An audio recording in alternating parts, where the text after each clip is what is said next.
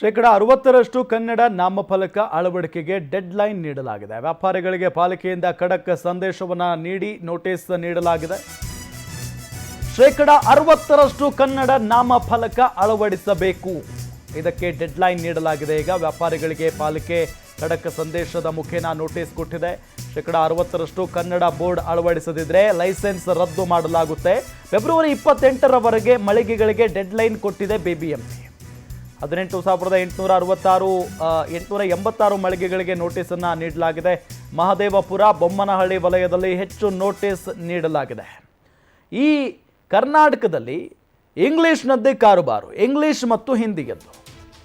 ಕನ್ನಡ ಆ ನಾಮಫಲಕಗಳಲ್ಲಿ ಕನ್ನಡವೇ ಕಾಣಿಸ್ತಾ ಇರಲಿಲ್ಲ. ಹಾಗಾಗಿನೇ ನಾರಾಯಣಗೌಡರ ಬನ, ಕರವೇ ನಾರಾಯಣಗೌಡರ ಬನ ಸಿಡಿದೆದ್ದು ಆಕ್ರೋಶವನ್ನು ವ್ಯಕ್ತಪಡಿಸಿತ್ತು. ಅದಾದ ನಂತರ ಅವರನ್ನು ಅರೆಸ್ಟ್ ಮಾಡಲಾಯಿತು, ಮತ್ತೆ ಬಿಡುಗಡೆ ಮಾಡಲಾಯಿತು, ಅದು ಬೇರೆ ವಿಚಾರ. ಈಗ ಪಾಲಿಕೆ ನೋಟಿಸನ್ನು ಕೊಟ್ಟಿದೆ. 60% ಕನ್ನಡ ಅಳವಡಿಸದಿದ್ದರೆ ಲೈಸೆನ್ಸ್ ರದ್ದು ಮಾಡಬೇಕಾಗುತ್ತೆ.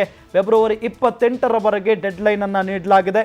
ದಕ್ಷಿಣ ವಲಯದಲ್ಲಿ 2,838, ಪೂರ್ವ ವಲಯದಲ್ಲಿ 2,477, ಬೊಮ್ಮನಹಳ್ಳಿಯಲ್ಲಿ 3,881, ದಾಸರಹಳ್ಳಿಯಲ್ಲಿ 1,378, ಮಹದೇವಪುರದಲ್ಲಿ 3,442, ಪಶ್ಚಿಮದಲ್ಲಿ 2,718, ಯಲಹಂಕದಲ್ಲಿ 1,828, RR ನಗರದಲ್ಲಿ 324, ಒಟ್ಟು 18,886 ಮಳಿಗೆಗಳಿಗೆ ಪಾಲಿಕೆ ನೋಟಿಸ್ ಅನ್ನ ಕೊಟ್ಟಿದೆ.